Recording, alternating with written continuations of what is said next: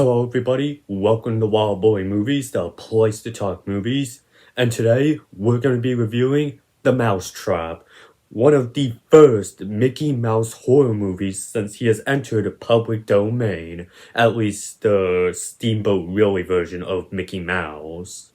Right now I'm gonna have some information up on screen for you to read, like director, runtime, and PAA rating. All of that will be up on screen for you to read right now. But be sure to hit that like button, subscribe if you haven't already, and comment down below your thoughts on The MouseTrap. But without further ado, let's get right into it.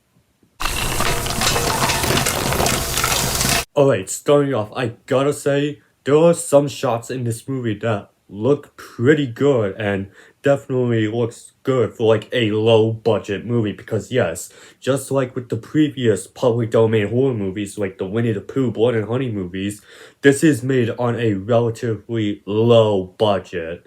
And I think for the cinematography, I think this movie actually looks like pretty good in being like this great looking low budget movie. I also will say that the look of the Mickey Mouse Killer looks pretty good. Now, yes, it is just a guy wearing a Mickey Mouse mask, but I think for like the design of this looks pretty good because again, this is low budget and I do like the jersey that they went ahead and added to this slashery Mickey Mouse because I just like the way that looks in the movie and that mask.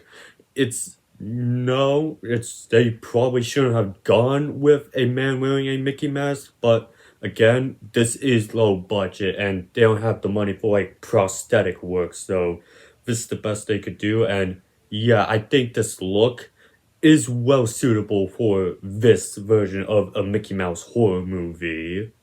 And lastly, this movie is at times entertaining and fun. Now, I'm not gonna say it's on the level of like the Banana Splits movie, but I do think that it's just like a good movie to have playing in like the background while you're doing like some household work or like chores or sort of stuff. Like I just felt that way towards the Mousetrap movie.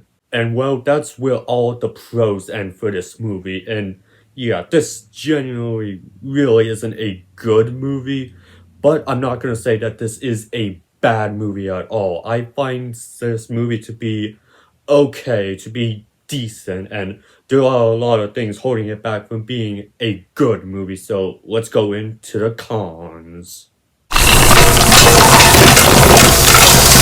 Alright, starting off, this jail framing device that they use, because I would have been fine if it was like something that they have like at the beginning of the movie, and then we cut to like what this person in the jail cell is talking about, recapping like the events that she experienced, and then it ended back in that jail cell. But no random points in the movie, we just randomly cut to that jail cell, and yeah, I felt like that it kinda was not necessary, and the reason I think that was added into the movie was because if we didn't really have all of that, this movie would be less than an hour long, because this movie is an hour and 20 minutes long, and they needed something to pad up the runtime to get to that 80-minute runtime, so they have all of these jail cell scenes, and yeah, they really weren't for me, like, at all. And like I stated before, this is a man wearing a Mickey Mouse mask going around and killing people. So explain to me, why does a regular man have teleporting powers? Like, that just makes no sense in the movie whatsoever, and it's just completely random. Like, they don't even have, like, a reason for this Mickey Mouse Killer to teleport at all. This isn't supernatural or anything. It's just a guy wearing a Mickey Mouse mask, wielding a knife, going around and killing people. So why does he have teleporting powers at all? And the kill scenes in this movie were pretty lackluster. I mean, we gotta go to the scene where Mickey is going after some hockey players in a bar. That will have to be like some of the most disappointing kills that are in this movie, because you might think that this movie is gonna go for like an R rating approach and have a lot of bloody, gory kills. The kills in here you could honestly think could be well suited for a PG-13 movie. And for some of the graphic gory kills, it's just completely used for like digital CG effects. Like you can tell that it is a computer generated effect where Mickey decapitates someone, and you can obviously tell that it was CGI and not a practical effect. Like that was something that really bugged me with this movie. It was just the lackluster of kills in here. We did get a pretty good, decent amount of them, but not very well enjoyable. But what really brought this movie down a notch was the character of Tim, like this manager of this like arcade like place, because it basically sounded like that he was indeed the Mickey Mouse killer, but that was never revealed, and they kind of did a terrible job explaining like what happened to this character, because we see him in like this office area where he's watching the Steamboat Willie cartoon, and then this Mickey Mouse just has like telepathic thoughts with Tim, and we never see that character of Tim ever again in this movie unless he is the killer. And I felt like that, yeah, they did that part of the movie absolutely terribly, and just did not make any sense at all. Like, what was even the point of that?